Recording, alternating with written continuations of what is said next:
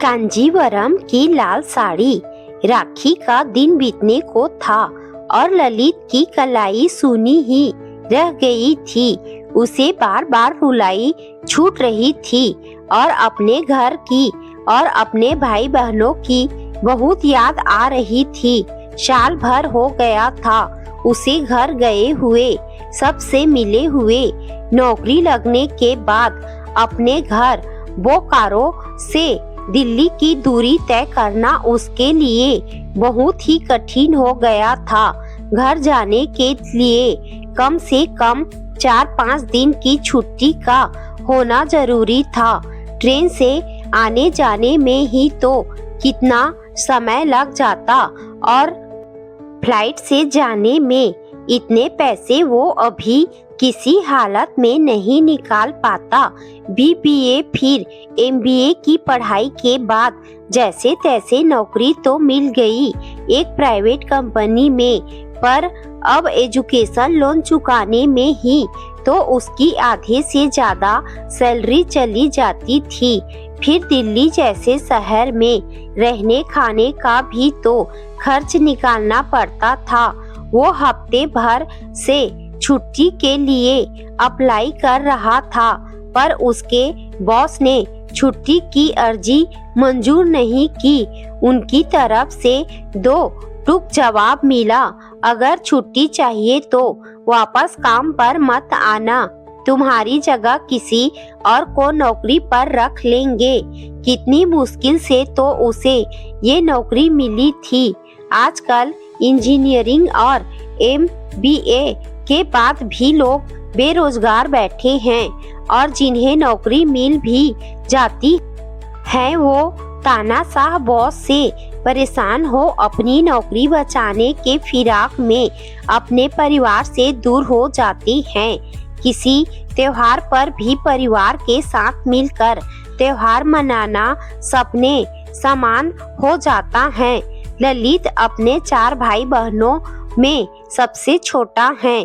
दोनों भाइयों के साथ बड़ी बहन का तो वो खास लाडला है। माँ के जाने के बाद बड़ी दीदी ने ही तो तीनों भाइयों को माँ बनकर पाला था। उन्हें कभी माँ की कमी महसूस नहीं होने दी। उसने बड़ी दीदी के लिए उनकी पसंद की चटक लाल रंग की कांजीवरम साड़ी खरीदी थी। उन पैसों से जो उसने साल भर गुल्लक में बस किराए से बचे चेंज डाल कर जोड़े थे, उन्हीं पैसों से वो ये साड़ी राखी का उपहार देने के लिए खरीद कर लाया था। ऑफिस से आने के बाद वो बार बार साड़ी को उलट पलट कर देख रहा था और उसकी आंखों से आंसू टपक कर साड़ी की प्लास्टिक पर टप टप गिरते और शांत कमरे की शांति को भंग कर रहे थे। लड़के रोते नहीं हैं, मर्द को दर्द नहीं होता। बचपन से उनके मन में यह बात भर दी जाती है, पर लड़के भी भावुक होते हैं, उन्हें भी तकलीफ होती है। फर्क बस इतना है वो जाहिर नहीं करते, लेकिन एकांत में वो भी रोते हैं। उनकी भी आंखों के कोर गीले होते हैं। रात के 9 बज रहे थे और ललित कमरे की लाइट जलाए बिना अपने बिस्तर पर लेटा अपनी बहन को याद कर रहा था। चलचित्र की भांति हर रक्षाबंधन का दृश्य उसके आंखों के आगे घूम रहा था। कभी बड़ी दीदी से सबसे बड़ी और चमकदार राखी के लिए रूठते हुए, तो कभी सबसे ज्यादा मिठाई के लिए। आप सबसे पहले मुझे राखी बांधोगी, तुझे क्यों बांधूंगी दीदी, सबसे पहले राखी, तू सबसे छोटा है तो हम दोनों भाइयों के बाद तेरा नंबर आएगा। वो रूठना मनाना, दीदी का गोद में उठाना, सबसे पहले सबसे सुंदर राखी बांधना, सारे दृश्य एक के बाद एक उजागर होते चले जा रहे थे। वो किराए के मकान में रहता था। आज उसने कमरे की कुंडी अंदर से नहीं लगाई थी। अंधेरे कमरे में अचानक लाइट जली तो वो चौंक कर उठ बैठा। उसकी बड़ी दीदी माला उसके सामने थी। थोड़ी देर तो वो अवाक सा खड़ा एकटक दीदी को देखता रहा। उसे विश्वास ही नहीं हो रहा था कि उसकी बहन उसके सामने खड़ी है। ओए छोटे, कोई भूत नहीं देख रहा, मैं तेरी बहन हूँ। ये क्या हालत बना रखी है तूने अपनी? वो दीदी के गले से लिपट रोने लगा। दीदी, आप कब कैसे आई? वो हकलाते हुए बोला।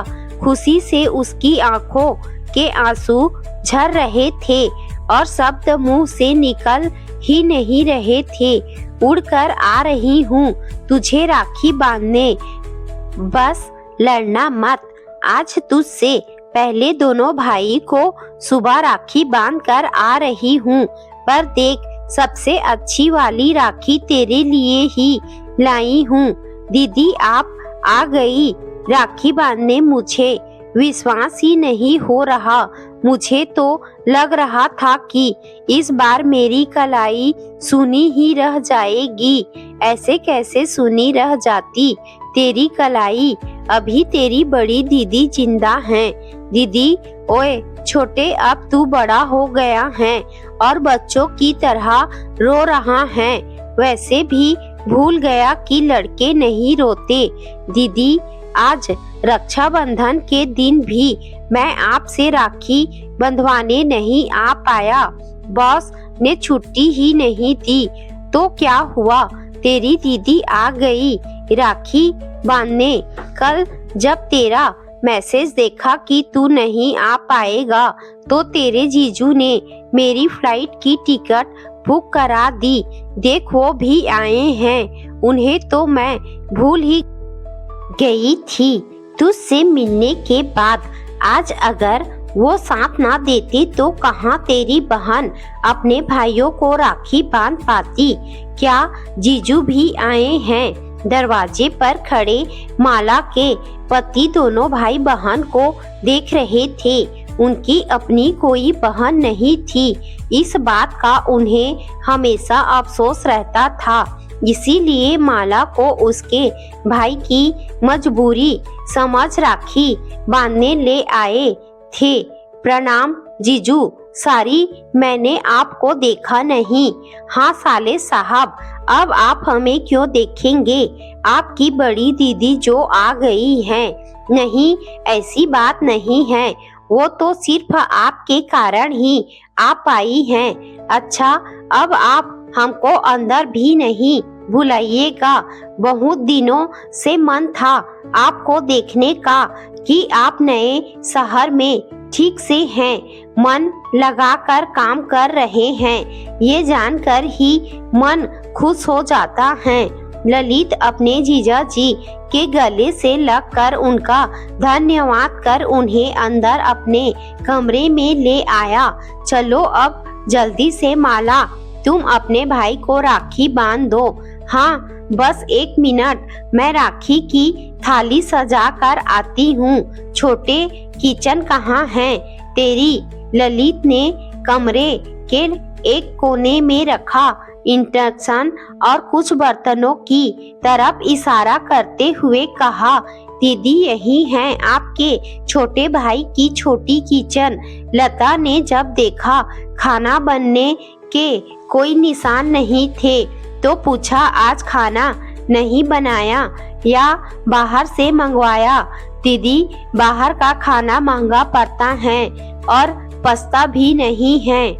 आज खाने का मन नहीं कर रहा था तो नहीं बनाया। अच्छा, ऐसे कैसे मन नहीं कर रहा था? अब मुझको और अपने जीजू को भी भूखा रखेगा क्या? नहीं दीदी, मैं अभी कुछ ऑर्डर कर देता हूँ। कोई जरूरत नहीं है, मैं चीनी वाली रोटी बना देती हूँ। तुझे बहुत पसंद है ना? हाँ दीदी, अब भूख भी जोरों से लग गई है। लता ने चीनी वाली रोटियां और टमाटर की चटनी बनाई। ललित को राखी बांधी और तीनों ने मिलकर खट्टे मीठे भोजन का आनंद बचपन की खट्टी मीठी यादों के साथ लिया। ललित ने वो कांजीवरम की साड़ी जैसे ही दी तो माला की आंखों से खुशी के आंसू आ निकले। अरे छोटे, इतनी अच्छी कांजीवरम की लाल साड़ी तू मेरे लिए लाया था।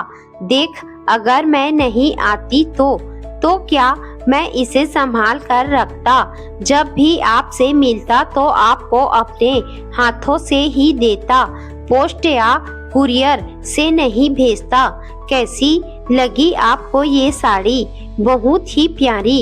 इसे मैं तेरी शादी में पहनूंगी। तेरी दुल्हन से ज्यादा सब मुझे ही देखेंगे। क्या दीदी, आप भी ना? वैसे भी आपसे ज्यादा सुंदर दुनिया में कोई है भी नहीं। हाँ तो साले साहब, आप हम दोनों को अपनी शादी में भी नहीं बुलाइएगा। ऐसा कैसे हो सकता है जीजा जी? हंसी मजाक के साथ रक्षाबंधन की ये रात सबसे यादगार बन गई। ललित की जिंदगी में वो कांजीवरम की साड़ी पहन दीदी ललित के साथ ढेर सेल्फी ले रही थी।